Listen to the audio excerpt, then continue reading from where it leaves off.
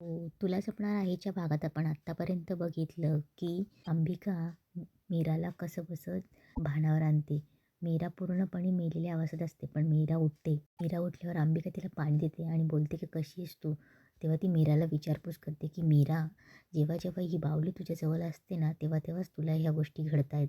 तू थोडंसं विचार कर." तेव्हा मीरा फ्लॅशबॅकमध्ये जाते. तेव्हा मीराला आठवत असतं, की बाहुलीजवळ आल्यावरच मीराला अशा गोष्टी घडत असतात. तेव्हा अंबिका आणि मीरा विचारात पडते आणि बोलते, "पण ताई माया तर नाही, पण मग ही जादू-बिदू कोणी केली असेल?" तेव्हा अंबिकाचं लक्ष बाहुलीकडे जाते. बाहुलीकडे गेल्यावर बाहुलीच्या डोक्यामध्ये तो जो केस असतो मीराचा बांधलेला, तो चमकत असतो. तेव्हा अंबिका पटकन तो केस तोडते आणि बोलते, की "मीरा, आय एम शुअर की हा केस तुझाच आहे." तेव्हा मीरा बोलते, "हो ताई." तेव्हा त्या दोघी बोलत असतात. तेवढ्यात त्यांना एक दृष्टांत भेटतो देवीचा. त्या दृष्टांतामध्ये असं लिहिलेलं असतं, की हा केस ज्याच्याजवळ जाऊन थांबेल, ती व्यक्ती तुम्हाला लगेचच कळेल म्हणून. तेव्हा तिथे अथर्व येतो. अथर्व मीराशी बोलत असतो, की "मीरा काय बघतेस?" म्हणून. तेव्हा मीरा अथर्वला उडवाउडवीची उत्तर देते, "तुम्ही तयार व्हा, मी आलेच." अंबिका बोलते, की "मी पुढे जाते, हा केस कुठे जातो बघते." मीराही तिच्या पाठीमागे जाते. केस हळूहळू जात असतो. मध्येच नर्मदा येते. तेव्हा त्या दोघींना नर्मदावर डाऊट येतो, पण तो केस नर्मदाजवळही थांबत नाही. तेव्हा नर्मदा बडबड करत असते, की "तुम्ही दोघं सासू-सुना काय वेडे झालेत का? तुझी सासू ही काय कुठे बावळटासारखी वागते आणि तुम्हाला ना हॉस्पिटलला जायची गरज आहे." म्हणून नर्मदा बडबड करून निघून जाते. तो केस तिथेही जात नाही. तेव्हा मीरा बोलते, की "ताई, नर्मदा आत्याजवळ पण हा केस थांबला नाही गं." तेव्हा तो केस दादासाहेबांच्या रूमकडे जातो. तेव्हा मीरा बोलते, "अगं, आता हा तर दादासाहेबांच्या रूमकडे जातोय."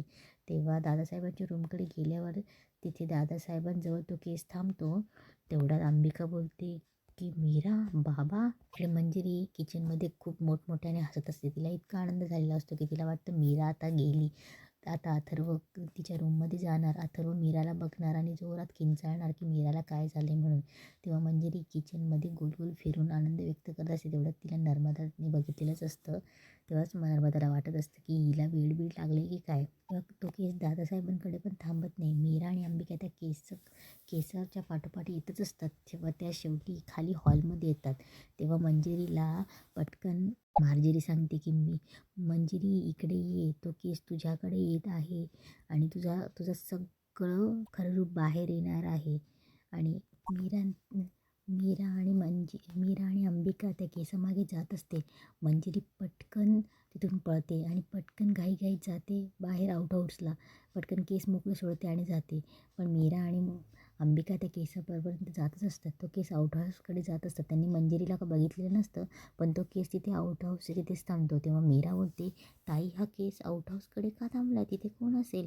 तेवढ्यात तो केस तिकडे मंजिरी मार्जरीकडे येते. मार्जरी पटकन तिला सांगते, की "मंजिरी, पटकन तुझा एक केस काढ."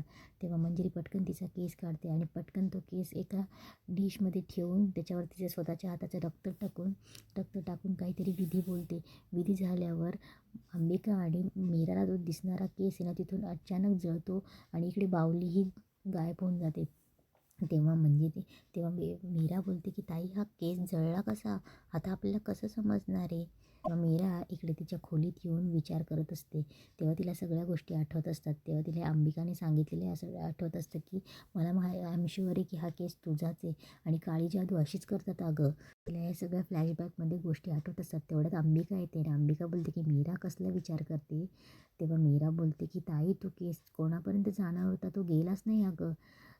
का तेव्हा अंबिका बोलते, "नको काळजी करू, कदाचित मायाच असेल अगं." तेव्हा मीरा बोलते, की "पण ताई, तो केस मायापर्यंत गेलाच नाही ना गं, कोण असेल?" तेवढं तिथे अथर्व येतो. तेव्हा अंबिका बोलते, की "अथर्व आले."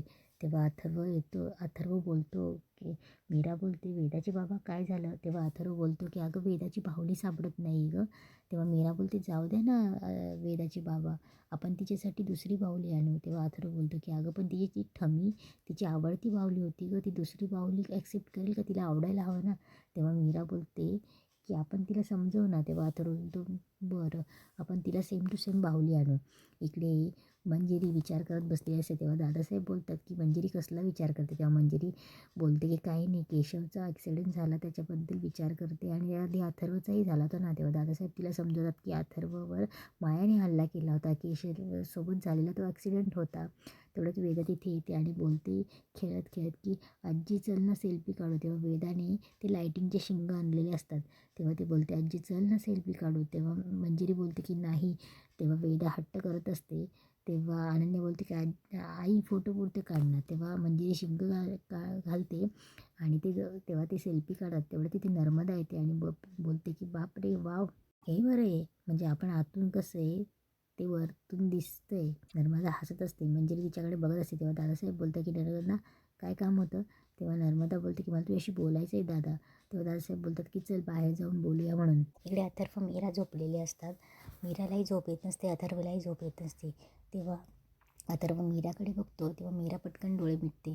तेव्हा अथर्व बोलतो चल चल नाटक करू नको, तू झोपली नाही आहेस माहिती, झोपायचं नाटक करायचं नसतं. तेव्हा मीरा बोलते अहो मग काय करायचं एवढ्या रात्रीचं. तेव्हा अथर्व बोलतो मला झोप येत नाही. तेव्हा मीराही उठून बसते. तेव्हा अथर्व बोलतो चल ना आपण काहीतरी गेम खेळूया. तेव्हा मीरा बोलते आत्ता एवढ्या रात्री. तेव्हा अथर्व बोलतो तेव्हा मीरा बोलते काय करायचं. तेव्हा अथर्व बोलतो एक काम करूया, कपाटात लपायचं. तेव्हा मीरा बोलते काय तुम्ही. तेव्हा अथर्व बोलतो बरं एक काम करूया, ट्रूथ अँड डेअर खेळूया. तेव्हा मीरा बोलते कोणता गेम, मला नाही माहिती हा गेम. तेव्हा अथर्व बोलतो की अगं सिम्पल आहे, हे बघ ट्रूथ अँड डेअर खेळताना तुझ्यावर ट्रूथ आला तर तुला मी काही पण प्रश्न विचारेल, त्याचं तू खरं खरं उत्तर द्यायचं. आणि डेअर आला तर मी काहीतरी करायला लावेल ते तू करायचं. सिम्पल आहे. तेव्हा मीरा बोलते ठीक आहे. तेव्हा अथर्व एक बॉटल घेतो आणि दोघं बसतात. तेव्हा पहिला अथर्व गेम खेळायला सुरुवात करतो. तेव्हा अथर्व डेअर घेतो. तेव्हा मला अथर्व बोलतो की सांग मी काय करू. तेव्हा मीरा बोलते की एवढ्या रात्रीचं मी काय सांगू यांना. तेव्हा मीरा बोलते की एक काम करा तुम्ही गाणं गा. तेव्हा अथर्व खूप छान गाणं म्हणतो आणि मीराही खूप एन्जॉय करत असते. तेव्हा आपण पुन्हा गेम स्टार्ट होतो. तेव्हा मीरावर येतं. तेव्हा मीरा पहिले डेअर निवडते. तेव्हा अथर्व बोलतो की ठीक आहे डेअर, तर तुला माझ्यासोबत डान्स करायचा आहे. तेव्हा मीरा बोलते नाही नाही नाही मला ट्रूथ म्हणायचं. तेव्हा अथर्व बोलतो नाही नाही नाही चीटिंग आहे, असं नाही, तू डेअर निवडला आहे. तेव्हा अथर्व तिला जबरदस्ती बेडच्या खाली उतरवतो आणि ते दोघं मस्त डान्स करत असतात. डान्स झाल्यावर मीरा त्याचा हात झटकते आणि बोलते की नाही नाही चला चला आता मला झोप येते. तेव्हा अथर्व बोलतो नाही नाही नाही असं काही झोप येते, आत्ता तू जागी होतीस आणि आता हे बघ मी माझं काम केलं आहे ना, तर तुझ्यावर डेअर आला तर तुझं पूर्ण करावं लागेल, तुला माझ्यासोबत डान्स करावा लागेल. तेव्हा मीरा बोलते मी झोपली का वेदाची बाबा. तेव्हा अथर्व बोलतो बरं ठीक आहे मी बघून घेईल, मी लक्षात ठेवी ना. तेव्हा मीरा हसत असते. तेव्हा अथर्वही झोपी जातो. दुसऱ्या दिवशी अथर्व किचनमध्ये असतो. तेव्हा अनन्या बोलते की दादा. तेव्हा अनन्या बोलते उद्या तुझ्यासाठी स्पेशल डे असेल ना. तेव्हा अथर्व बोलतो काय उद्या. तेव्हा अनन्या बोलते दादा उद्या 10 जानेवारी, उद्या मीरा वहिनीचा बर्थडे. तेव्हा अथर्व बोलतो हो, ज्याला तिचा फोन नंबर पाठे त्याला तिचा वाढदिवस माहीत नसेल. तेव्हा अनन्या बोलते वा दादा.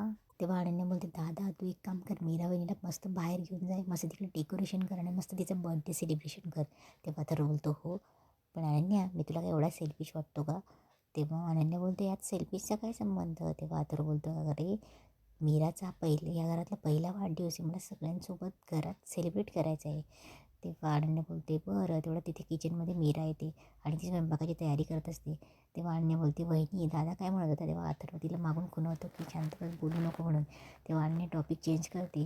तेव्हा मीरा मागे बघते. तेवढ्यात अनन्या बोलते की वहिनी मी जाते, तुम्ही मस्त आता पीठ खेळत बसा हं. तेव्हा अनन्या गेल्यावर मीरा अथर्वला विचारते की काय चालू होतं तुमचं. तेव्हा अथर्व बोलतो काही नाही. तेव्हा मीरा बोलते की का तुम्हाला अजून त्या पिठाच्या डब्याचा खेळ खेळायचा आहे का. तेव्हा अथर्व बोलतो तू हसू नकोस, रात्रीचा खेळ बाकी अजून, डान्स करायचा आहे तुला माझ्यासोबत. तेव्हा मीरा बोलते नाही नाही हां रात्रीचा खेळ रात्रीच संपला. तेव्हा अथर्व बोलतो खेळ संपला नाही आहे, चल चल डान्स करूया आपण. तेव्हा अथर्व मीराला जबरदस्ती डान्स करायला ओढतो.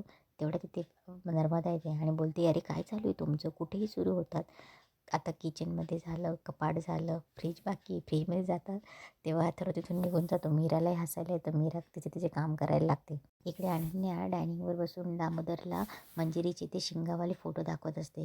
तेव्हा दामोदर तेवढं तिथे मंजिरी ते दामोदर बोलतो की वहिनी शिंग छान दिसत आहे हां तुम्हाला. तेव्हा मंजिरी मुद्दामच कोड्यात बोलते की अनन्या वळू पाहिल्यास का तू, लठ्ठ जाडा आयतं खाणारा. तेवढ्यात तिथे नर्मदा येते. नर्मदा जोरात ओरडते, "वहिनी." तेवढं तिथे अथर्व येतो. तेव्हा नर्मदा बोलते की "वहिनी, आयतं बसून खायलासुद्धा नशीब लागतं." बघितलंस ना अथर्व, काय म्हणते ही घरातली कळती बाई, जावयाला असं बोलतात. तेव्हा मंजिरी बोलते, "जावई की घर जावई." आणि इथेच आजचा एपिसोड संपतो.